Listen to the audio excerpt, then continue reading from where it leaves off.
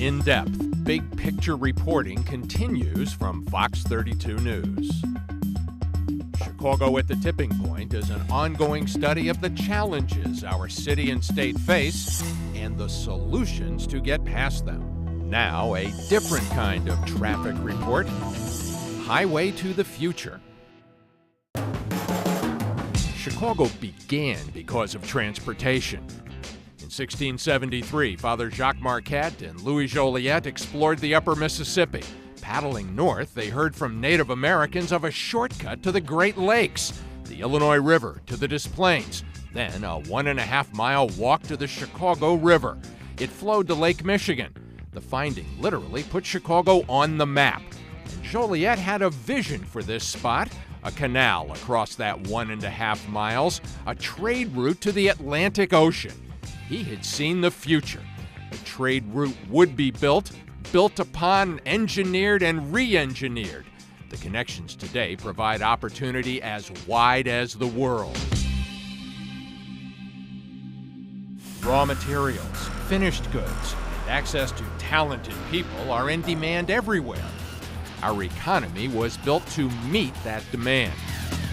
Shipping ports, freight trains, trucks, warehouses, cargo and passenger flights.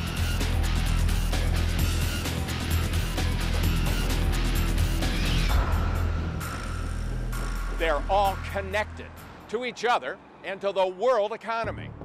O'Hare was the second busiest airport in the world in 2013, 67 million passengers, 1.4 million tons of cargo. 50% of all U.S. train freight passes through Chicago's rail yards.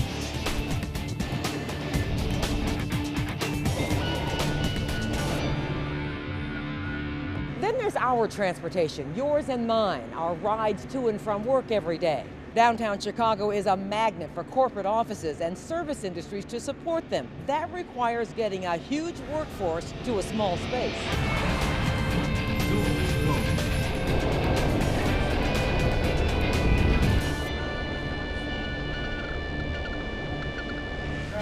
More than 600,000 people come to work in downtown Chicago every day.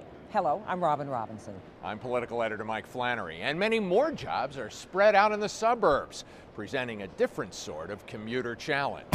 The total Chicago area workforce is 4 million people. That's a lot of moving parts at rush hour. Chicago's ability to move people and products efficiently will determine its ability to move our jobs and economy into the future. Transportation means business. Soybeans bound for South Korea filled one tractor trailer as another delivered additional beans to one of Beau DeLong's grain elevators just across the Wisconsin border in Clinton. His family-owned company sold $1.5 billion worth of grain to Asia last year, most of it routed through Chicago. He's desperate now to hire dozens of new truck drivers, needing far more than the 120 he currently employs. And we could use probably 50% more. You could use another 60 truck drivers. We could, but you can't find them. It's difficult right now. It's very difficult. It may be hard to believe given Illinois' worst in the Midwest unemployment rate, but all sorts of companies focused on transportation here report they're scrambling to find qualified workers. Robert Nathan's Load Delivered Logistics, for example, needs to hire 40 employees at the headquarters in downtown Chicago. We have 6 the Class 1 railroads that are all here. We have one of the largest airports in the world. Why aren't they teaching supply chain and transportation jobs? Nathan knows the city colleges of Chicago and other local schools are finally moving to do that. In the meantime, his logistics company, recognized as one of America's fastest growing, provides its own training to recruits such as 23-year-old Adam Pines. He studied psychology at the University of Indiana. He says he's already tripled his starting salary in just 18 months.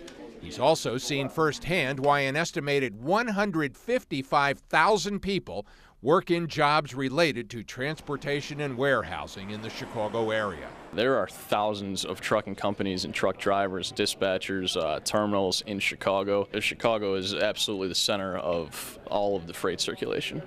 in all of the country. In all of the country, yes. That is plain to see here in Elwood in Will County, where astoundingly vast railroad and trucking yards sprawl across the grounds of the old Joliet Arsenal.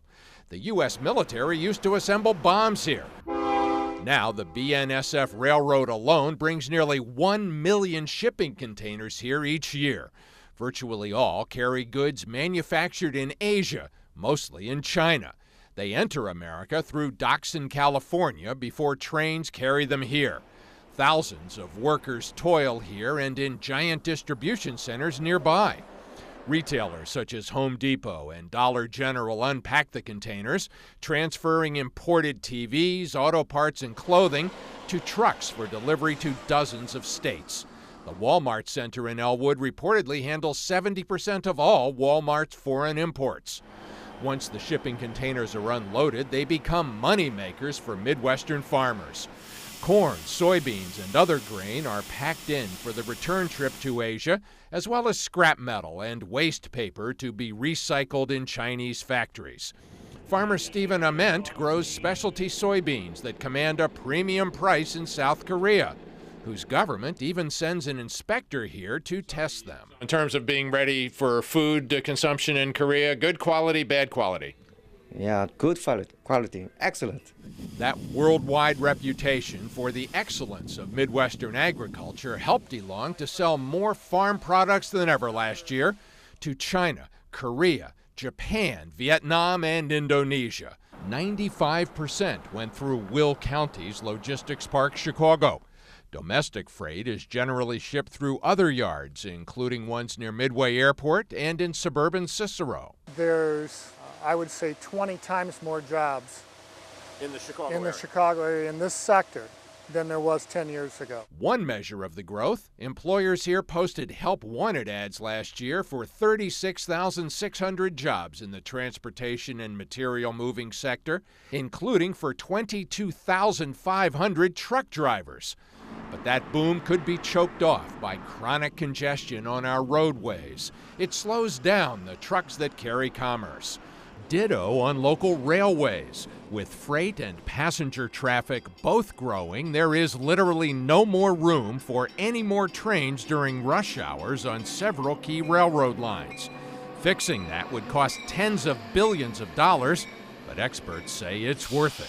One study estimates that speeding up travel times for freight and commuters would stimulate creation of more than 80,000 new jobs in the Chicago area. In America's fastest growing downtown, business would get a big boost if workers could get to work with less hassle. Faster travel times could mean more jobs. The ecosystem that we've built here in Chicago, or people way before me have built, we're trying to just take it to the next level. Here's the big picture. Worldwide, there is a massive urbanization underway. By the year 2030, 60% of the people on this earth are projected to be living in cities. Chicago has a chance to capitalize on it. We are projected to be the only region in America that grows into a megacity, joining New York and LA. A megacity is a region with more than 10 million people. A growing population is good if it can be accommodated in sustainable ways. Congestion is a threat. It wastes time and fuel. It hurts our environment. Bottom line, it makes us a less attractive place to live and do business. The financial cost of our excess congestion is estimated at $7.3 billion per year. Solutions to our congestion problem focus largely on public transit. If even a small percentage of drivers would trade their cars for trains and buses, it would make a big difference. That's because so many people currently drive. 70% of us are driving to work alone. That's 2.8 million cars on the road. 12% ride public transit. 9% drive as part of a carpool. 4% work at home. 3% walk to work. 0.7% ride bicycles. If 1% of the people driving alone would switch to transit, that would remove 29,000 cars from the road each day. 5% would mean 144,000 cars. So what would it take to make that happen? There's people on the bubble. It won't take a lot to get a couple 100,000 out of their cars, and that's the market we got to be going after right now. What would it take to pry you out of the driver's seat? There's nothing about public transportation that I don't like. I just have to be able to move around fast because the time is money. Saving time and money is the claim behind a controversial plan for busy Ashland Avenue. BRT, Bus Rapid Transit, would cost $160 million, and that's not the controversy. It's the reduction of driving lanes for cars, one in each direction, for 16 miles from Irving Park to 95th Street. A CTA video explains how it would fill a need on the busiest bus route in the city. Ashland BRT addresses current needs, but more importantly, allows the corridor to grow. What would you think about them taking away one driving lane for a bus-only lane? I would be very against that. I drive around all day. Would you ride the bus if the bus was twice as fast as driving? No. Nothing. But I'm not opposed to the idea for other people, but not for me. But not for you. I feel like such a hypocrite asking drivers why they don't take public transit when I live 2 blocks from a Metra electric station that would take me right to my job at Fox 32 News. What's my excuse? Well, I work nights, and I don't want to be under that viaduct in any part of town at 11 p.m. Just after a certain hour, the green line, you know, I don't want to take it. Security, comfort, reliability would all be part of any plan to attract new riders, but deep down, we have to get past the fear of the unknown. What is the number one reason that people give for not doing it? They don't know how to do it. Go back and try again. Thank goodness for other riders that can help you out. My first try at Ventra lived up to the bad rap on the new fare system, but I did get a machine to work, and the CTA workers worked with me. So I got to take the 95 east to Jeffrey. The Jeffrey Jump is the city's first bus rapid transit line. I'm trying it out using the bus tracker technology that's supposed to help you plan. The Jeffrey Jump coming in 8 minutes. Maybe the tracker froze on this one. So did we at the bus stop for 15 minutes, not 8. Route J14, Jeffrey Jump. Still, it's a popular route that makes quick work of the trip between the South Shore and downtown, sometimes too popular. It's so jam-packed that you can let 2 or 3 buses go by because you can't get on. Oh, man, come on. But it will take more than express service to attract new riders. We need to soften the image of the CTA, and that requires more than just marketing. It requires, I just think, some station enhancements that have been left behind. Wi-Fi, even though not that many people use it, you're making a statement. We're keeping up with the modern times. You might put up with the lack of luxury if the systems work together to get you all the way there. Once your Metra train arrives at Union Station, I walk to the Clinton Blue Line, and then I go to the medical district, and then I walk. If they would connect right here, it would be amazing. Yet this student says it's still the best way to travel to the UIC campus from her home in McHenry County. Apparently, it's never as hard as the first time. I know the first time I did it, it was a little bit intimidating, but after I did it once or twice, I was good to go. Here's something else that affects how many people use mass transit: zoning laws. There's an apartment building planned for this site. With the Brown Line right next door, how many parking spaces will this need?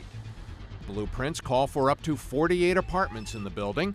Under regular Chicago zoning, that means there would have to be 48 parking spots. Because this building is next to a train stop, though, a new transit-oriented development law allows for half the regular parking. But the developers claim even that is too much. They think the people who choose this location generally will not have cars. They'll choose this building because they ride the L. The developers are seeking city permission to have just 8 parking spots. Should the city allow it? To encourage transit use, it makes sense. The risk is that if more than 8 people do end up with cars, it will make an already crowded street parking scene here even worse. It's the old chicken or egg question, urban planning style. What comes first? Cutting back on parking to push people onto mass transit, or getting them onto mass transit first and then cutting back on parking? Now, even if more people do start to choose transit, there is another major problem.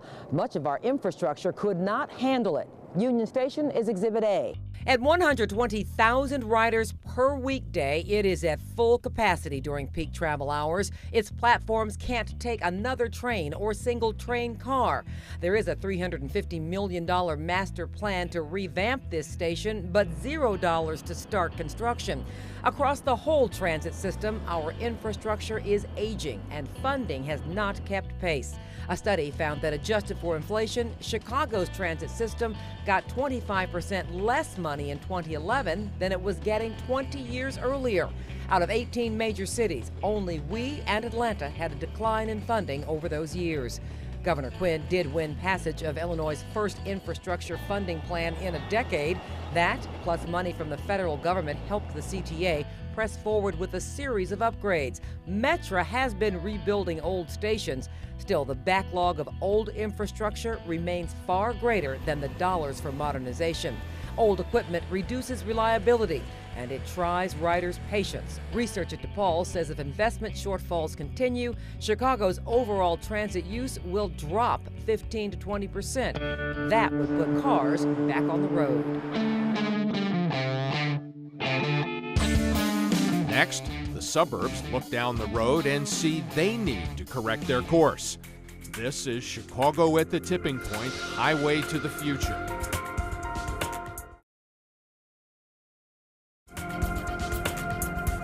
Chicago at the Tipping Point, Highway to the Future. A 10-acre site in Chicago's West Side Medical District is about to become a transportation amenity. It'll serve high-flying corporate executives, a small group that decides where a lot of jobs go. Mayor Emanuel is on board with a privately built vertiport.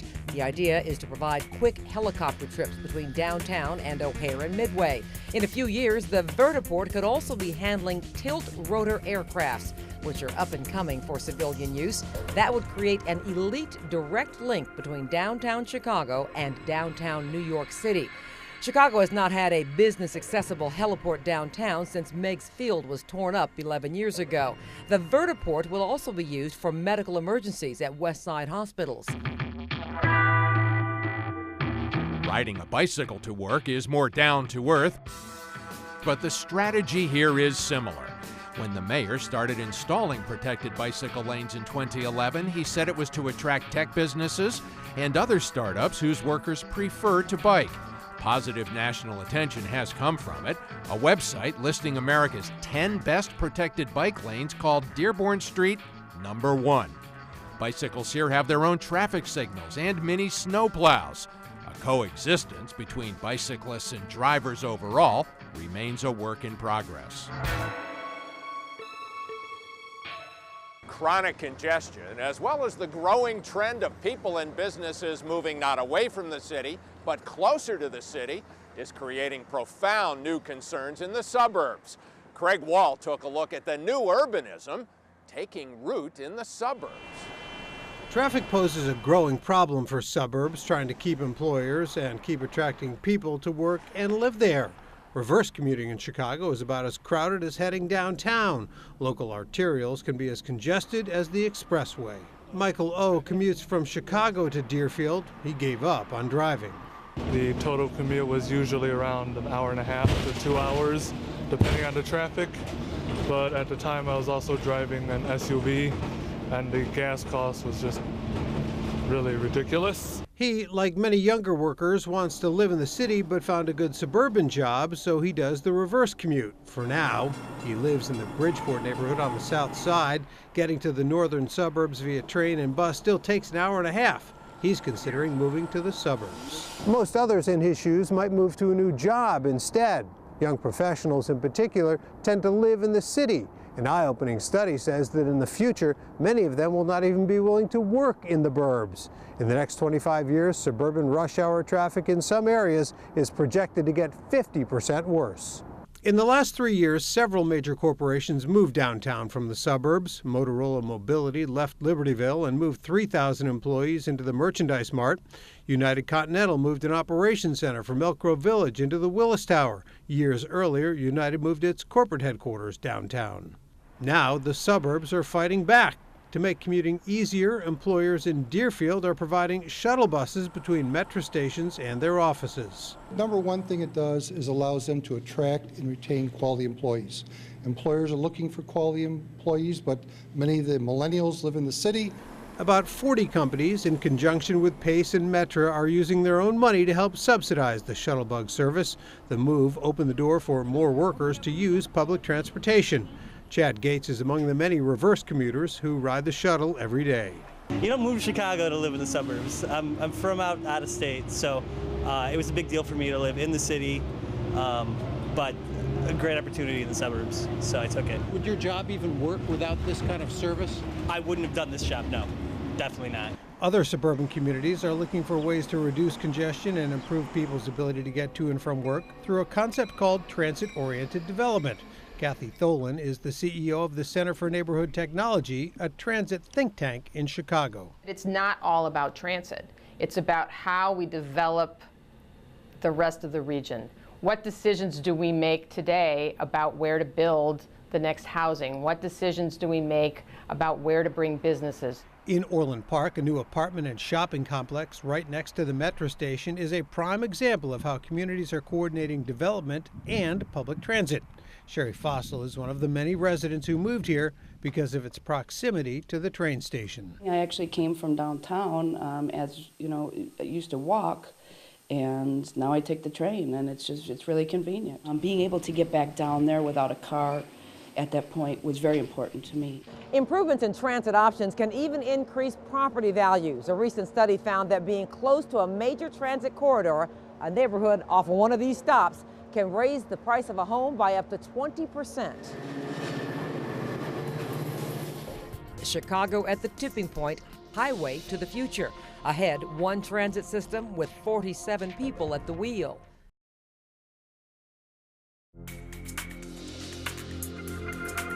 Suburbs and city, part of easing congestion to create jobs is a transit system that works wherever people live and work. It's a regional problem requiring a comprehensive solution.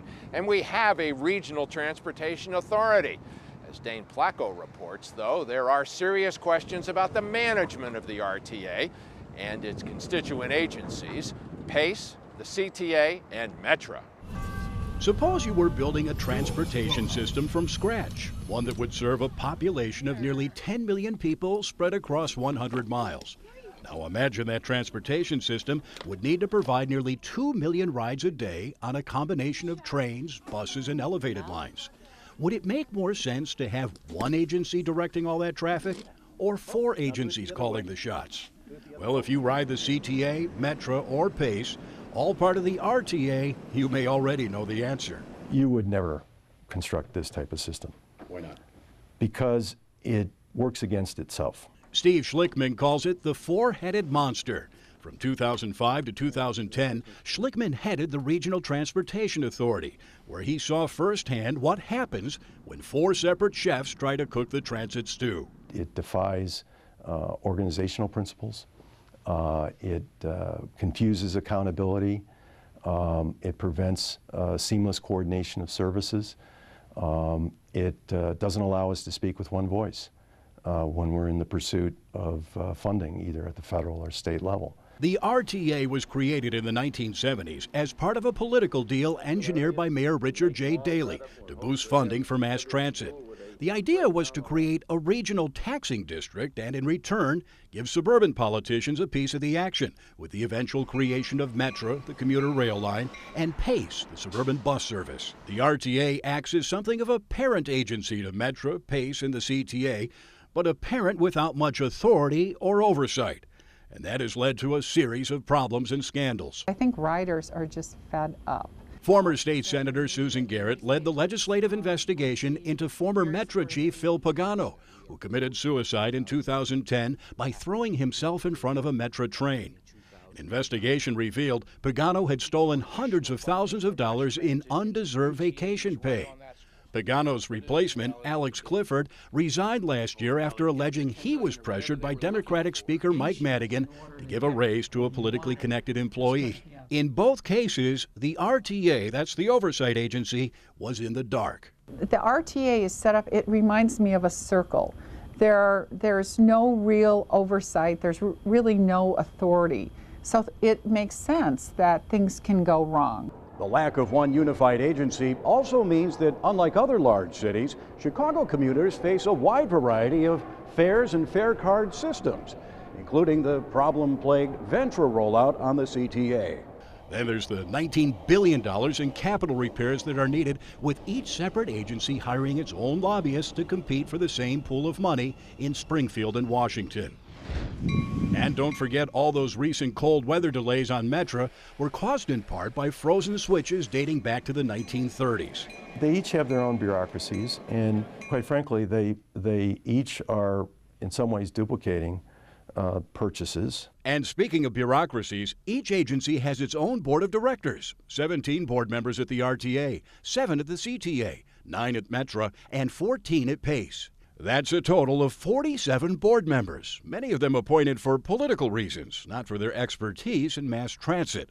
RTA Board Chairman John Gates agrees the system needs to be overhauled, but doubts there's political will in Springfield to make the needed changes. I don't think we could, as a region, reach a political consensus as to who would control that unified system and where the funding would go.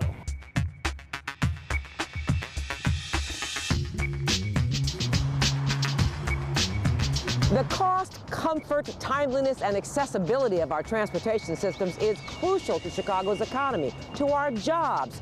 But it's all moot if the rides are not safe. Our Larry Yellen begins his report with the inspection of our bridges. The Morgan Street Bridge over the Eisenhower Expressway is just one of 7 bridges getting rebuilt by the state this winter. Total cost about $100 million. The city says it'll be rebuilding 26 bridges over the next decade. Signs of an infrastructure crisis that's been creeping up on us for years. And this last winter, with its heavy doses of salt, hasn't helped. When that salt gets to the steel corrodes, expands, making concrete crack. And then after cracking, more salt goes in, more corrosion happens. Chicago's had several incidents of falling chunks of concrete in recent years, but nothing like the 2007 rush hour collapse of a bridge over the Mississippi River in Minneapolis. It sent 111 vehicles plunging into the river, killing 13 people. That bridge had been rated structurally deficient by state inspectors. Its problems included cracking and fatigue. A recent report found that among Illinois' 26,000 bridges, about 2,300, or 1 in every 12, were also structurally deficient. That means engineers have identified major defects in their supports or their surfaces, and they need significant maintenance or replacement. One way to view these bridges is to view them as concrete and steel baby boomers. Most of them were built in the 50s or early 60s, and now they're really beginning to show their age. They're not going to fall down tomorrow, but they are in desperate need of repair. You can locate these deficient bridges using this interactive map offered by Transportation for America. You can also compare Illinois' bridges with other states using this interactive map from the American Society of Civil Engineers. They give the Illinois bridges just a C+, but even worse, they give the infrastructure of Illinois railroads a D that could stand for danger down the road. 50% of the nation's rail cargo moves through the Chicago region, and sometimes those shipments can be deadly. In Quebec last July, a freight train carrying crude oil derailed and exploded, killing 47 people. It was the deadliest of 10 accidents in the last 6 years involving freight trains hauling oil across North America. Crude shipments by rail are increasing because pipelines cannot meet the demand. Noting such accidents, Mayor Emanuel is pushing for a national hazardous waste fee on tank cars moving through cities like Chicago. He says the fees will support rebuilding of America's aging rail infrastructure to keep our communities safe. Peter Scozzi of the Metropolitan Planning Council says new sources of funding, whether for railroads or bridges, are long overdue. Well, infrastructure is expensive, and it's one of those things that we'd prefer to defer paying on until some point in the future when maybe it's crumbling down or gotten to the point where you absolutely can't defer it anymore. Next, could you live entirely without a car? She does, deep in the northwest suburbs. Chicago at the tipping point, highway to the future.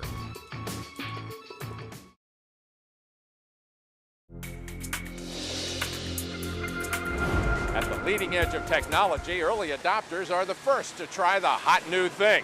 We see that in transportation too. where some are rejecting the old all-American notion that everybody needs to own a car. Lisa Chavarria took a look at what life is like without a car. Chris Hansel, a hairstylist in River North, has been living without a car for 10 years now. Usually I try to park myself close to one of the train lines, either the red or the blue or the brown. Living without a vehicle requires a lot of plotting and timing to figure out how to go about your day.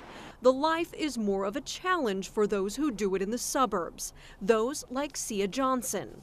Sia, a veterinarian, and her husband Robert, a consultant who specializes in safe bicycle routes, have been car-free for 7 years. A lifestyle they chose while living in Missouri became a challenge they were willing to overcome when she was offered a job in Arlington Heights. We were looking for something where I wouldn't have a horrible commute. They chose to call Barrington home. Sia makes the trek every day from work. This is the tricky part. To the bus stop, and she's only halfway home from here. The 20-minute bus ride drops her off at the metro station. The train ride quickly takes her back to Barrington, where she then walks a half-mile uphill to her home. She uses apps like the ones Pace Bus and Google offered to time out her travels. So many people are skipping car ownership that the trend has created an entire new industry. That industry is called car sharing. Services like Zipcar are sprouting up all over the country and world. They give non-car owners access to wheels on the limited occasions they need them. Chicago is going through I think a very tangible renaissance in a lot of different ways. We have a lot of different modes of transportation that have come up just in the last couple of years. Jessica Fry works in the marketing industry and has been using Zipcar for the past 2 years after ditching her car. Right now, from a cost standpoint, it is much more cost effective for me on a monthly budget to have a Zipcar membership and to rent the cars as I need them. Between 2001 to 2009, the average number of miles driven by people between the ages of 16 and 34 dropped by 23%. I definitely don't see myself owning a vehicle until it would be absolutely necessary, and even then it would be like pulling teeth. For a lot of people, I think going without a car entirely is not really workable, but maybe they could be convinced to just drive a little less often. And the city of Chicago has several strategies to do that, including higher costs. Mayor Daley sold the parking meters for 7.5 decades and allowed sharply increased rates. Mayor Emanuel raised parking lot fees. He also put red light and radar cameras all over the city. A state planning agency has proposed something more drastic, creating express lanes on our highways and charging increased toll prices to use them during peak hours. Prices could be raised and lowered in real time as congestion rises and falls. It's called congestion pricing. Other cities, including in the Midwest, Minneapolis, have been trying it. The idea is to apply the concept of supply and demand to the roads and make people think more about how and when they travel. Supporters say it would encourage driving at off-peak times and mass transit use. Congestion pricing could also provide a way to actively manage traffic congestion, which experts say is key.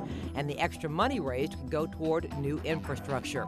The people who make decisions about Chicago highways have steered clear of congestion pricing, but they're already in the neighborhood. The Illinois Tollway plans to rebuild part of the Jane Addams Tollway with smart highway technology. It's installing cameras and sensors to gauge traffic flow and send real-time information to drivers via overhead signs. The system lays some of the groundwork for congestion pricing should the tollway ever want it. And the longer congestion lingers, our infrastructure ages, and public budgets stay tight, the greater the chance it could be wanted. Other ways of raising money for infrastructure include privatizing more assets, raising taxes and fees, and borrowing more money. There are no easy answers. By far the best way would be for a growing economy to generate the revenue we need, and it is growing again, though too slowly. If we fix the congestion, we can grow it faster and in such a way that we stay the great livable city we all like to brag about. We have for you put some links on our website, myfoxchicago.com, to some of the research and studies used in this report.